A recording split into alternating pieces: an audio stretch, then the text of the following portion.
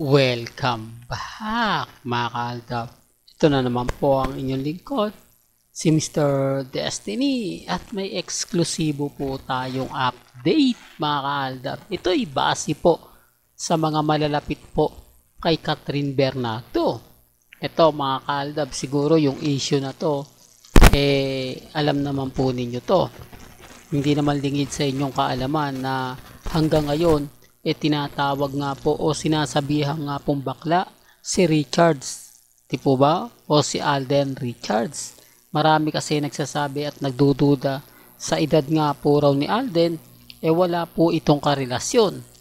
Ito ngayon ang binabato ng mga Katden o ng mga Catherine fans na sinasabing kaya inayawan ni Catherine si Alden Richards dahil nanliligaw nga ito, nakitaan na nga po raw ito ng hindi maganda at hindi kaaya-aya. Di po ba? Kaya nga sabi ko sa inyo mga kaaldab, may mga issue na mabigat, may mga issue na kumbaga mahirap nga po talagang ipaliwanag. Gaya po ngayon, yan po yung pinalalabas ng mga katnil na kumbaga kaya inaayawan daw po si Alden Richards dahil daw po sa bading daw siya. Di po ba? Ako natatawa na lang po ako mga kaaldab sa mga lumalabas sa social media. Marami kasi mga kwento, marami kasi mga kaganapan na talaga naman pong mapapaisip po kayo. Di po ba? Marami talagang bitter, marami talaga nagsasabi na kumbaga yung relasyon daw nila Catherine at ni Alden pansamantala lang daw. Kaya madali daw pong nawala dahil hindi daw po gusto ni Catherine yung mga nangyayari kay Alden. At hindi rin naman daw gusto yung mga nangyayari kay Catherine. Yan po yung mga pinaka-latest mga kaaldab. Ngayon mga kaaldab, unti-unti po natin nalalaman. Di po ba? Sabi ko nga po sa inyo, walang lihim na hindi nabubulgar. Dahil kung titignan nyo naman po kasi ng umpisa, talagang sobrang maraming mga photos, maraming mga nakakakilig na moments, di po ba, ng mga ipinakita nga po nila Catherine at ni Alden Richards.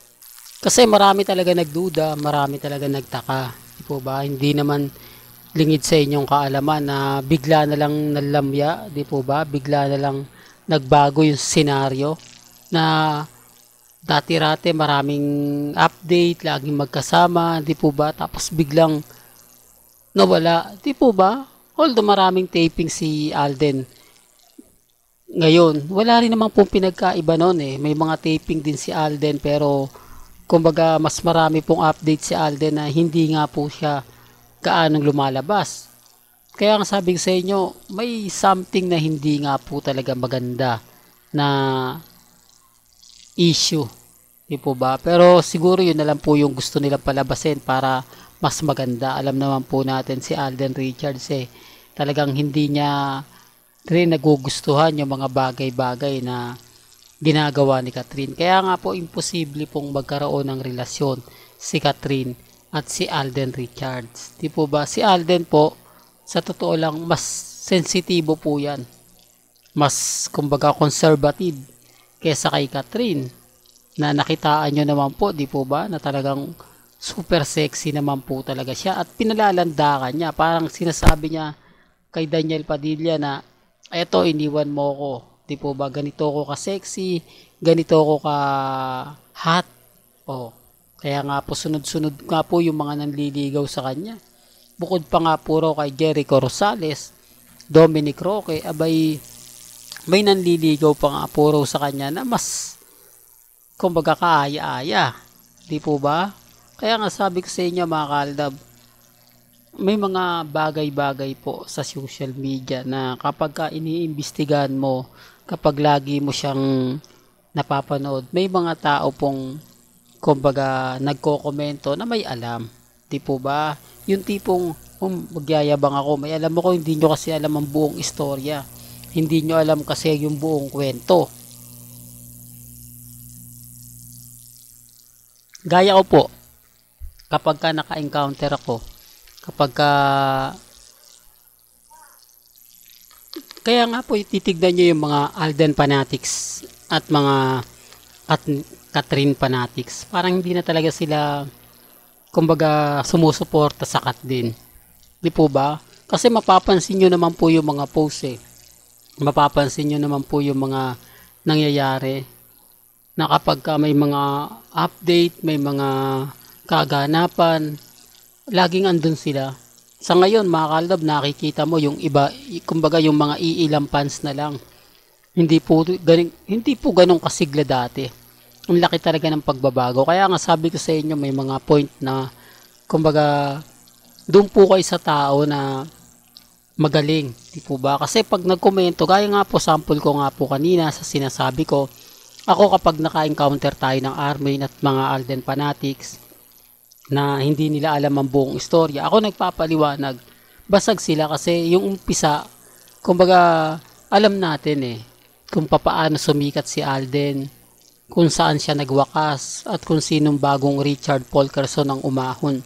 Kasi itong mga Alden fanatics, yung iba baguhan lang, na kumbaga nagiging marunong na rin sila dahil sa mga komento, dahil sa mga nababasa nila na hindi naman po detalyado.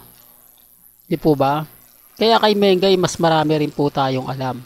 Mas marami rin po tayong kaganapan na kumbaga masasabi na, oo, Mr. Destiny, tama ka. Yung mga sinasabi mo, nagigets ko na kasi hindi ako yung tipo na hindi naiintindihan.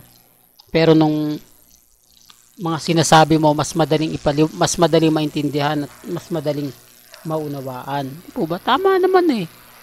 Lalo na po sa mga main fanatics, bago po sila mag-react, bago sila magkomento, panoorin nyo po muna yung mga off-cam moments ni Main Mendoza. Doon malalaman nyo kung ano na nga po ba yung buong istorya, kung sino nga po ba talaga yung katotoong karelasyon ni Mengay. At yung galawan ni Mengay na ngayon nyo lang po hindi na nakita. Ano nga po ba ang pagkakaiba noon sa ngayon? Di po ba? Sa ngayon, si Mengay, lagi ko sinasabi, hindi na siya katulad ng dati kasigla mag-post sa social media. Although nagpo-post siya sa Eat Bulaga para i-promote niya, para tangkilikin, para suportahan. Di po ba? Kaya nga sabi ko sa inyo, kung pagpapasihan nyo, kung titignan nyo, parang may mali. Di po ba? Hindi na siya mas mainit gaya ng dati. Kapag sinasabi ko to, kung wala naman nagbago kay Main, halatang hindi ka Main fanatics. Di po ba? Although yung ibang mga Main fanatics 2015, Aldab din naman dati yan eh, bumitaw lang. Kaya mas marami rin silang alam, gaya ko. Ang problema, nililihis nila yung topic kapag kaalam nila na pumupunta na sa Aldab. Na pumupunta na sa mga event na kung saan pinupuntahan tayo ni Mengay, talagang pinapasyalan tayo. Tipo ba gagawa siya talaga ng mga ganito. May fans club nga po raw sa loob ng Eat Bulaga na Mr. at Mrs. Atayde raw. Pero never naman po itong pinupuntahan ni Main pag may mga event. Never nga po daw itong kumbaga gumawa ng mga masasabi natin na papicturan kapag ka nag-ano si Mengay. Wala. Di po ba? Mabuti pa yung Aldab nung una sa Broadway, no?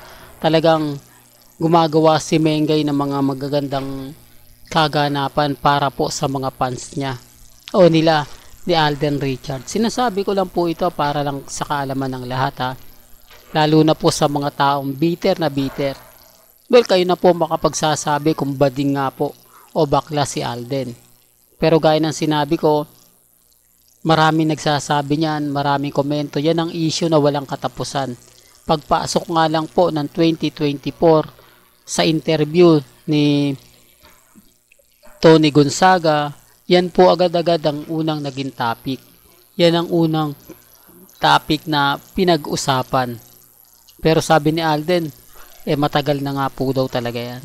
Di po ba? Alos yun naman po eh. Tapos ngayon, nauulit na naman.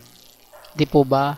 Hindi ko alam kung bitter sila dahil marami at sunod-sunod yung pelikula ni Alden o dahil totoo po na issue na ganyan ni Catherine na para lang po hindi sila mapag-usapan, yun talaga yung ipopokus niya.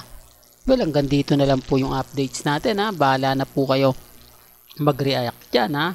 Kaya kung bago ka lang sa channel na to at isa kang true-blooded Aldab Nation na nagmamahal kina Mengay at Tisoy, tama po ang channel na pinuntahan mo, kaya consider na po kitang bagong subscriber. At huwag mong kalimutang i-share ang mga video po natin sa mga mami, sa mga titas at sa mga senyor.